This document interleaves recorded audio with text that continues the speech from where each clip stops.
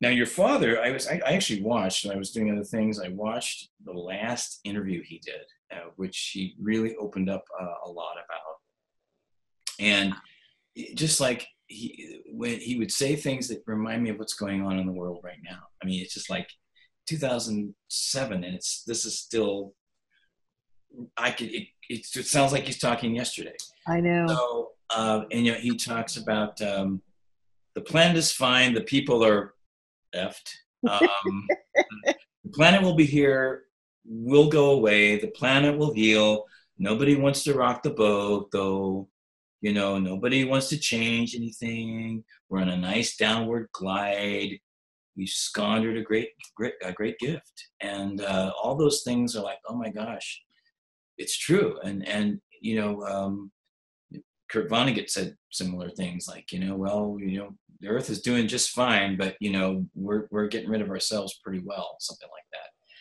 And I thought, what do you think your father would have to say about what's going on right now? I mean, with what I would call a very unenlightened era of our history here in this country, and particularly in even the world at this time, particularly the United States, seems to be extraordinarily unenlightened as far as the political world is concerned. But I find conversations like this and music and cultural things, I'm working cultural and economic transition, because that's where I see the hope. And having conversations like this with people on all levels, celebrities, regular people, homeless people on the street, I don't care. Everyone has a soul. That's what I see the hope is. How do you think your father would look at all this that's going on right now?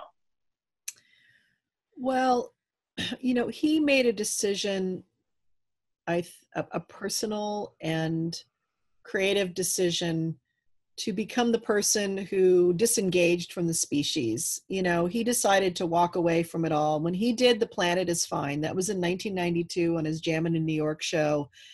And it was very controversial because,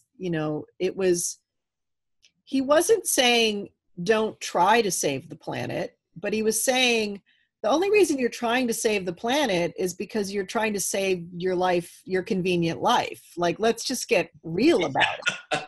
Ego. Yeah. Yeah. Like, you're trying to save it so that you're not inconvenienced anymore. And if you really want to save the planet, then we would stop driving cars.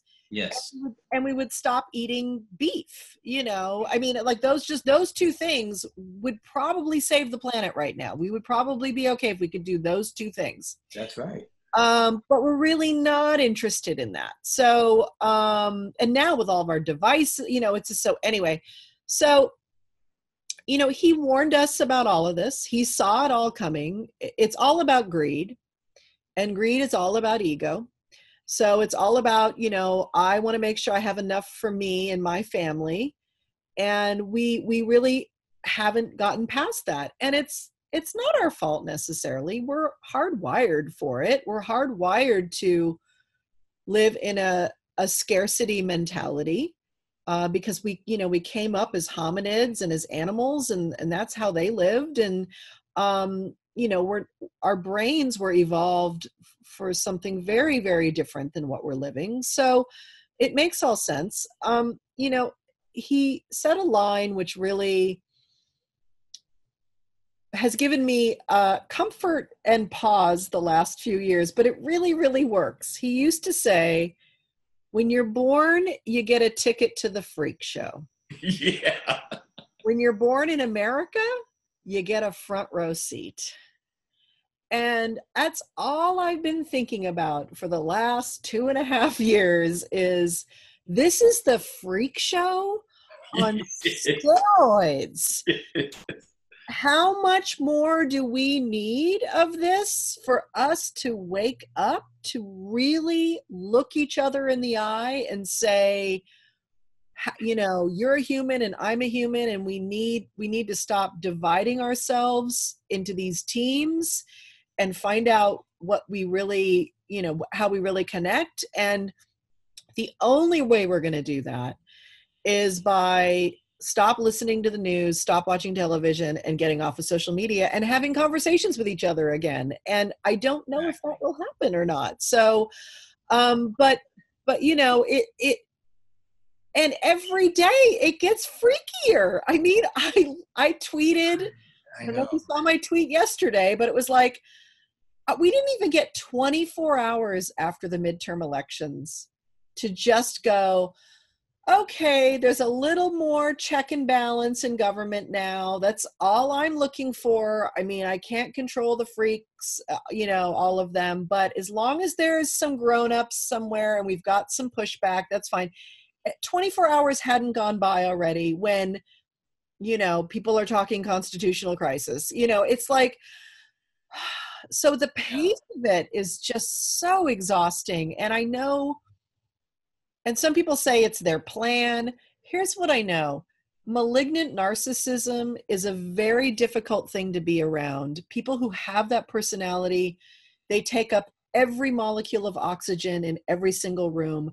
When they're the president of the United States and they have that personality disorder, they are taking up so much oxygen in our lives and in the room, and forget the media. I mean, it's insane that it takes every bit of concentration and personal will to find enough time away from it to get some real perspective, to find your center, to do the work we're here to do as humans, reach out to those in need, take care of our own, work hard, share the spoils. I mean, it's all we can do. All And of the above.